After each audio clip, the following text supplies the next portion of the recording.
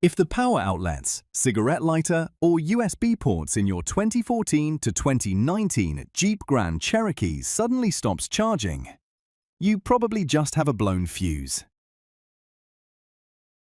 First, head under the hood to find the main fuse box. It's located right on the passenger side. Now, here are the 3 fuses responsible for your charging ports. Check fuse F93, a 20-amp yellow fuse that supplies power to the front cigarette lighter. Next, check fuse F104, a 20-amp yellow fuse running power to the center console and instrument panel outlets. And finally, check fuse F90/F91, a 20-amp yellow fuse that feeds the rear passenger power port. Which one was blown in your Grand Cherokee? Let me know in the comments below.